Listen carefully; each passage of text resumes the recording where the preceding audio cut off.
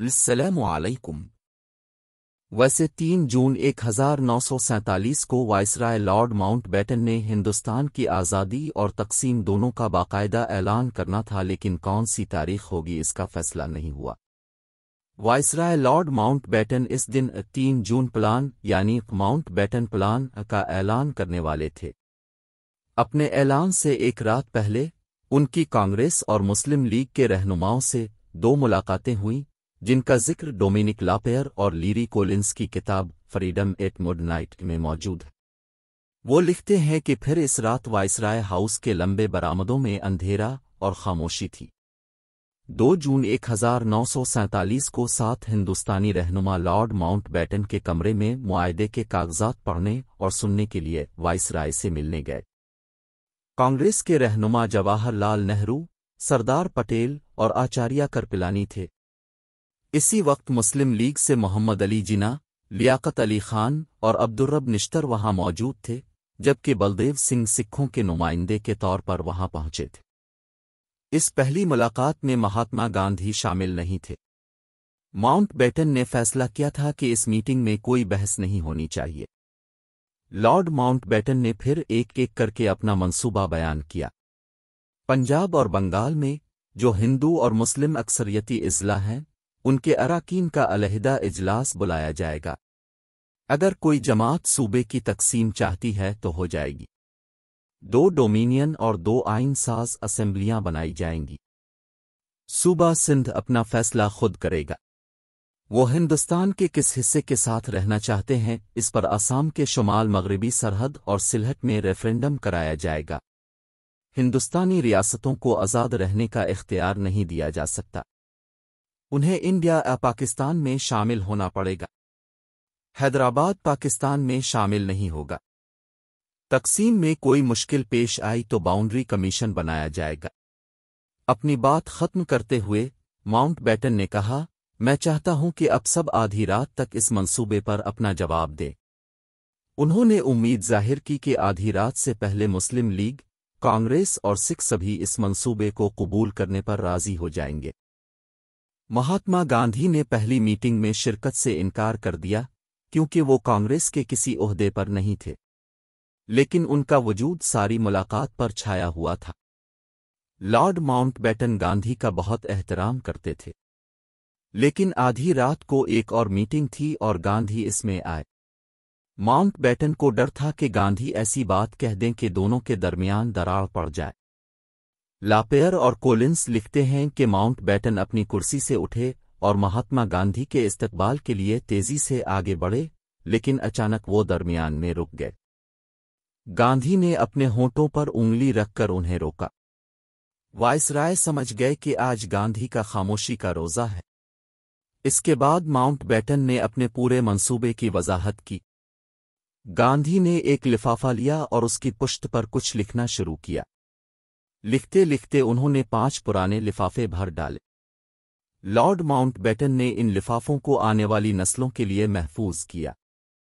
گاندھی نے لکھا، مجھے افسوس ہے کہ میں بول نہیں سکتا۔ میں پیر کومون ورت خاموشی کا روزہ رکھتا ہوں۔ خاموشی کا عہد لیتے ہوئے میں نے اسے صرف 2 صورتوں میں توڑنے کی اجازت دی ہے۔ ایک، جب کوئی فوری مسئلہ ہو، اور دیگر جب کسی بیمار کی دیکھ بھال کرتے ہیں۔ لیکن میں جانتا ہوں کہ اب نہیں چاہتے کہ میں آج اپنی خاموشی توڑوں۔ مجھے 1-2 باتوں کے بارے میں کچھ کہنا ہے، لیکن آج نہیں۔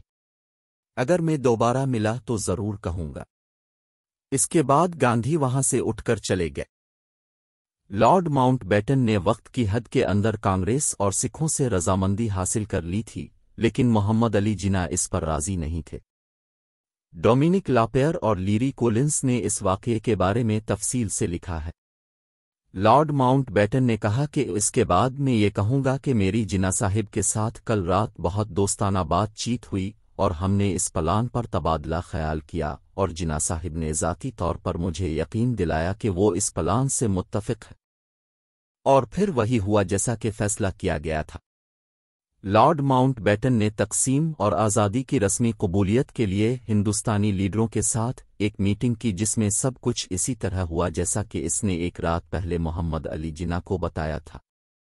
3 جون 1947 کو شام 7 بجے کے قریب تمام سرکردہ لیڈروں نے 2 الگ ملک بنانے پر رضامندی کا باقاعدہ اعلان کیا۔ لارڈ ماؤنٹ بیٹن نے سب سے پہلے بات کی۔ اس کے بعد نہرو نے ہندی میں کہا، درد اور اذیت کے درمیان ہندوستان کا عظیم مستقبل تعمیر ہو رہا ہے۔ پھر محمد علی جناح کی باری آئی، انہوں نے انگریزی میں تقریر کی اور پاکستان زندہ باد کے نعرے کے ساتھ اپنی تقریر کا اختتام کیا۔ ان کی تقریر بعد میں ریڈیو کے اناؤنسر نے اردو میں پڑھی۔ ریڈیو کے ذریعے تقسیم کی رضامندی کا اعلان کیا جا رہا تھا۔ اگلے دن لارڈ ماؤنٹ بیٹن کو پیغام ملا کہ مہاتما گاندھی کانگریسی لیڈروں سے تعلقات توڑ کر دعائیہ جلسہ کرنے والے ہیں، اور جو لوگ ایک رات پہلے میٹنگ میں نہیں کہہ سکتے تھے وہ آج کہیں گے۔ لاپیئر اور کولنس لکھتے ہیں کہ دعائیہ میٹنگ ہوئی، لیکن گاندھی نے کہا، وائسرائے کو تقسیم کے لیے مورد الزام ٹھہرانے کا کوئی فائدہ نہیں ہے۔ اپنے آپ کو دیکھو، اپنے دماغ کو ٹٹولیں، پھر آپ کو معلوم ہوگا کہ کیا ہو۔ اگلے دن لارڈ ماؤنٹ بیٹن نے پریس کانفرنس سے خطاب کیا اور اپنے منصوبے کے بارے میں بتایا جو ہندوستان کا جغرافیہ بدلنے والا تھا۔ ہر کوئی وائسرائے کی تقریر کو غور سے سن رہا تھا اور سوالات کی بوچھاڑ ہو رہی تھی۔ پھر ایک سوال آیا جس کا جواب طے نہیں تھا۔ سوال یہ تھا کہ اگر سب اس بات پر متفق ہیں کہ اقتدار جلد از جلد سونپ دیا جائے، جناب، کیا اپنے تاریخ کا بھی سوچا ہے؟ ڈومینک لاپیئر اور Larry Collins Freedom at Midnight میں لکھتے ہیں، ماؤنٹ بیٹن نے اپنے دماغ کی دوڑ شروع کر دی کیونکہ اس نے کوئی تاریخ طے نہیں کی تھی، لیکن اس کا خیال تھا کہ یہ کام جلد از جلد ہو جانا چاہیے۔ ہر کوئی اس تاریخ کو سننے کا انتظار کر رہا تھا۔ حال میں خاموشی چھا گئی۔ اچانک ماؤنٹ بیٹن نے اس وقت پریس کانفرنس میں کہا کہ میں نے اقتدار سونپنے کی تاریخ طے کر دی ہے۔ یہ کہہ کر اس کے ذہن میں کئی تاریخیں گھومنے لگیں۔ لیپیئر اور کولنس لکھتے ہیں، ماؤنٹ بیٹن کی آواز اچانک گونجی اور انہوں نے اعلان کیا کہ 15 اگست 1947 کو اقتدار ہندوستانی ہاتھوں میں دے دیا جائے گا۔ اچانک ایک دھماکہ ہوا، لندن سے ہندوستان تک آزادی کی تاریخ کا فیصلہ کیا گیا اور اپنی مرضی سے اعلان کیا گیا۔ کسی نے نہیں سوچا تھا کہ لارڈ ماؤنٹ بیٹن ہندوستان میں برطانیہ کی تاریخ پر اس طرح پردہ ڈالیں گے۔ آخر کار 14 اور 15 اگست کی درمیانی رات کو ہندوستان تقسیم ہوا اور پاکستان ایک نئے ملک کے طور پر معرض وجود میں آیا۔ اب دونوں ملک آزاد تھے لیکن ایک نہیں۔